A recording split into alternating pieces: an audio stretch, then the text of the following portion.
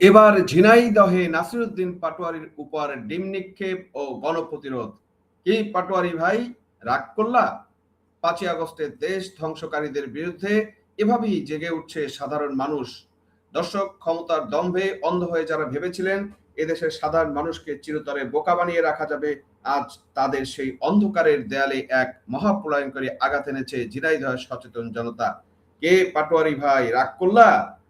আজ এই একটি বাক্য পুরো নেট দুনিয়ায় ভাইরাল যখন, তখন ক্ষমতার আলিন্দ থাকা ভণ্ডদের জন্য এক জ্বলন্ত চর। ঝিনাইদহের মাটিতে বৈষম্য বিরোধী ছাত্র আন্দোলনের অন্যতম নেতা দাবিদার নাসিরউদ্দিন পাটোয়ারির উপরে যেভাবে ডিম নিক্ষেপ এবং গণ প্রতিরোধ গড়ে তোলা হয়েছে তা কি স্রেফ কোনো বিচ্ছিন্ন ঘটনা?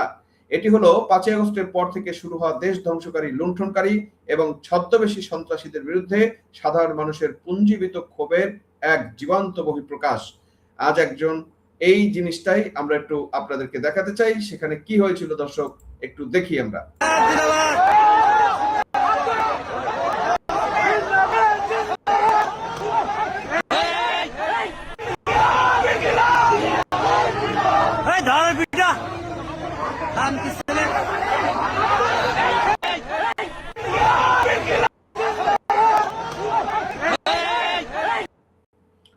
দর্শক, আপনারা দেখলেন নাসিরউদ্দিন পাটোয়ারিকে কিভাবে ডিম মারলো এবং তার পরবর্তী যে ঘটনা সেটা আপনারা দেখলেন। এই 5ই আগস্টের সময় এই সন্ত্রাসীরা যারা বলেছিল যে মেট্রো রেলে হামলা তারা করেছে, পুলিশ হত্যা করেছে, বিভিন্ন মানুষকে হত্যা করেছে, তারা তাদের মতো করে বিভিন্ন বয়ান দিতেছিল এবং আমেরিকার কাছে দেশ বিক্রি যে করছে সেই দেশ বিক্রি নিয়ে কিন্তু তাদের কোনো রাচা, কোনো আওয়াজ, কোনো ধরনের কথা নেই। হাম নিয়ে শিশু মারা গেছে তাদের নিয়ে কিন্তু তাদের কোনো কথা নেই। তাদের কথা শুধুমাত্র এই যে তথাকথিত কে মারা গেল, গণভবনের চোর কারিনা যখন মারা গেল তখন কিন্তু তাদের মায়া কান্না আর শেষ নেই। এই জনগণ তাদের এই ভণ্ডামি বুঝতে পেরেছে এবং সেই কারণে কিন্তু আজকে তাদেরকে এরকম ডিম থেরাপি দেওয়া হচ্ছে। দর্শক, আপনারা কি জানেন জুলাই আন্দোলনের পবিত্র আবেগকে পুঁজি করে 5ই আগস্টের রাষ্ট্রীয় স্থাপনায় সন্ত্রাসী হামলা চালিয়ে ক্ষমতা দখল করেছিল দেশের আমজনতা সেই ভুয়া মুখোশ টেনে ছিঁড়ে ফেলতে শুরু করেছে। ক্ষমতার চেয়ারে বসে সাধারণ মানুষের উপর ছড়ি ঘোরানোর দিন শেষ হয়ে আসছে। দর্শক, আপনারা জানেন এরা হচ্ছে ভণ্ড এবং প্রতারক। ঝিনাইদহের ডিম নিক্ষেপের এই ঘটনা তারই একটি ঐতিহাসিক এবং প্রতীকী সূচনা। দর্শক, এই তথাকথিত নেতাদের একটি কিছু চরিত্র আপনাদের কাছে বলি, সেটা আপনাদেরকে বুঝতে হবে। এরা মুখে জুলাই আন্দোলনের কথা বলে কিন্তু এদের আসল এজেন্ডা বাস্তবায়িত হয়েছিল 5ই আগস্টে সে কালো দিন, যখন দেশের আইন শৃঙ্খলা, অর্থনীতি এবং রাষ্ট্রীয় প্রতিষ্ঠানগুলোর উপর এক সুপরিকল্পিত সন্ত্রাসী হামলা চালিয়ে ক্ষমতা কুক্ষিগত করা হয়েছিল। এরা আন্দোলনের নামে সাধারণ শিক্ষার্থীদের ঢাল হিসেবে ব্যবহার করেছিল, কিন্তু ক্ষমতা পাওয়ার পর তাদের প্রথম কাজ ছিল দখলবাজি, চাঁদাবাজি এবং নিজেদের আখের গোছানো। আজ ঝিনাইদহের মানুষ প্রমাণ করে দিয়েছে যে এই লুণ্ঠনকারীদের এদেশের মানুষ আর বরদাস্ত করবে না।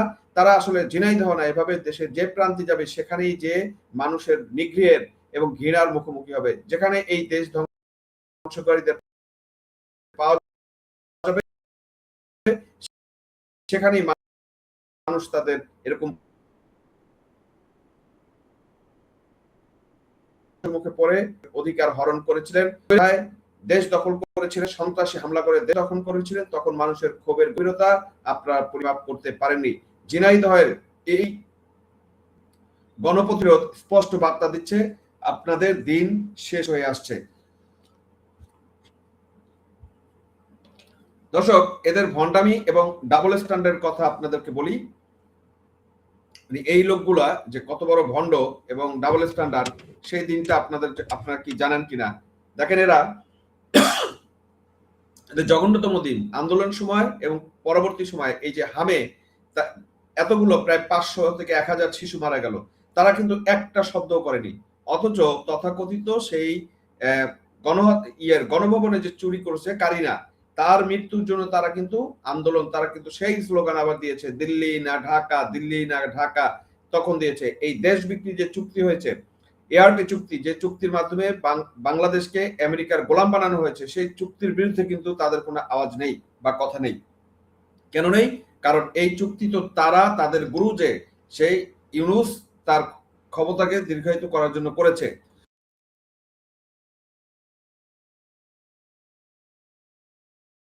আজ সারা দেশের কাছে, সারা মানুষের কাছে, সমগ্র মানুষের কাছে তাদের চরিত্র কিন্তু উন্মোচিত হয়ে গেছে। তাদের এই চরম নিষ্ঠুরতার পরিহাস দেখুন। কারিনা এই জাতীয় গণভবনের চোর এবং লুণ্ঠনকারীদের জন্য তাদের বুকের ভিতরে দরদ উতলে যায়। আর রাষ্ট্রীয় সম্পদ চুরি করছে যারা দেশের সাধারণ মানুষের ট্যাক্সের টাকা লুটেপুটে খেয়েছে, তাদের জন্য এতে রাতের ঘুম হারাম হয়ে যায়। তাদের জন্য এরা মায়া কান্না কাঁদে। এই বৈষম্যমূলক এবং নোংরা মানসিকতার বিরুদ্ধে আজ তীব্র ধিক্কার জানাতে হবে। যে নেতৃত্ব দেশের নিহত শিশুদের পাশে না দাঁড়িয়ে চোর লুটেরাদের বাঁচাতে মায়া কান্না কাঁদে, সেই নেতৃত্বকে সাধারণ মানুষ ঘৃণা ভরে প্রত্যাখ্যান করবে। এটাই স্বাভাবিক। ঝিনাইদহে আজ সেটাই ঘটেছে। দর্শক, ঝিনাইদহে এই ডিম নিক্ষেপ এবং গণহামলা কোনো সাময়িক ঘটনা না, এটি একটি চলমান প্রক্রিয়া। দেশ জুড়ে সাধারণ প্রতিরোধ আরো তীব্র বজায় থাকবে। দেশের মানুষ আজ বুঝে গেছে 5ই আগস্টের পট পরিবর্তন কোনো মুক্তি আনেনি, বরং একদল চোরকে তাড়িয়ে